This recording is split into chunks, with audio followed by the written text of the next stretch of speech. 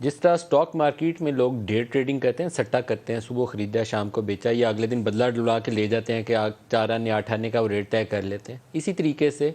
Currency market, money market کے اندر بھی اس طرح کے سٹا باز ہیں، بینکوں کے اندر بھی موجود ہیں اور پرائیویٹ بھی تگڑے لوگ موجود ہیں جو مارکیٹ کے اندر اسپیکولیٹو پریشر کرتے ہیں، اور اس کے لیے 98 کے نیوکلیر ٹیسٹ کے بعد جتنا بھی وہ ناپسندیدہ طریقہ ہو افیکٹو تھا وہ تھا FIA کا استعمال کیا گیا تھا ان لوگوں کے خلاف جو مارکیٹ میں دباؤ ڈال کے ڈالر کو 80 سے اوپر لے گئے تھے۔ آپ کو ایڈمنسٹریٹو ایکشن سے روپے کو استحکام دینا پڑے گا۔ کامل علی آغا صاحب، دوبارہ آپ کی طرف آ رہا ہوں، اس وقت سب سے بڑی نااہلی آپ کو کیا نظر آتی ہے؟ حکومت کے پاس انتظامی کنٹرول بھی ہے، پھر مارکیٹ کو کنٹرول کرنے کے لیے جو ٹولز استعمال کیے جا سکتے ہیں پاکستان کے مفاد میں، کسی سے دشمنی لینے کے لیے نہیں، تو وہ کیوں نہیں استعمال کیے جا رہے؟ دیکھیں، میں ایک عرض کروں آپ کو، ملک صاحب ذرا اطمینان سے سنیں۔ ڈالر کا ریٹ تھا 179، یہ کہتے ہیں فری فلوٹ کی ہوئی تھی عمران خان صاحب نے، تو یہ کوئی تقریباً 149 سے گورنر صاحب کریڈٹ لیتے تھے اس کا فری فلوٹ 179 پہ گیا۔ اب دیکھیں 179 سے یہ 3 ماہ کے اندر یہ 52 روپیز کا اضافہ ڈالر کے اندر، یہ نااہلیت ہے، یہ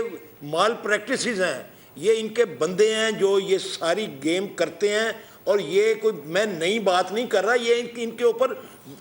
بڑا پرانا الزام ہے۔ اس کے بعد آپ ذرا دیکھیں، یہ کہتے ہیں جی کرنٹ اکاؤنٹ ڈیفیسٹ جو ہے وہ ہم نے برابر کر دیا ہے، ایون کر دیا۔ میرے بھائی، کیوں لوگوں کو دھوکہ دے رہے ہو؟ کیوں لوگوں کی آنکھوں میں مرچیں ڈالنے کی کوشش کر رہے ہو؟ اصل بات کی طرف آؤ۔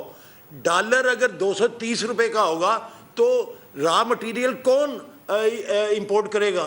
کوئی پاگل ہوگا وہ امپورٹ کرے گا؟ گیس کی قیمت دیکھو آپ نے کہاں پہ پہنچا دی ہے، آپ نے آئل کی قیمت کہاں پہ پہنچا دی ہے، آپ نے جو ہے وہ بجلی کی قیمت کہاں پہنچا دی ہے۔ مینوفیکچرنگ کرنے والا بندہ جو ہے اس نے اپنے انٹرسٹ کے اندر یہ سارا مینوفیکچرنگ کرنی ہوتی ہے کہ وہ ایکسپورٹ کرے، ایکسپورٹ کرنے کے بعد وہ مقابلہ کرے، مقابلے میں آ کے وہ اپنی چیزیں فروخت کرے اور اس کو کوئی 4 پیسے بچ جائیں۔ اب اس ریٹ کے اوپر اس کی مینوفیکچرنگ کاسٹ کیا آئے گی، وہ کیسے مقابلہ کرے گا انٹرنیشنل مارکیٹ کے اندر، اور کیسے وہ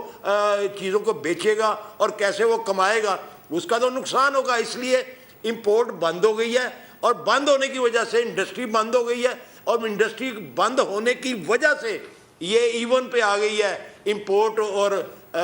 کیا نام ہے کرنٹ اکاؤنٹ ڈیفیسٹ۔ یہ کوئی انہوں نے جادو نہیں چلایا، ان کی مہارت نہیں ہے، ان کی نالائکی ہے۔ اور پچھلے مہینے کے بھی large scale manufacturing is doing very well, مستقل جب ڈیمانڈ مینجمنٹ کریں گے تو اس میں نیچے تو جائے گا ٹرینڈ۔ لیکن مئی اور جون میں جو ہماری بڑی صنعت ہے اس میں 9%، 8% کی گروتھ دیکھی گئی ہے۔ یہ تو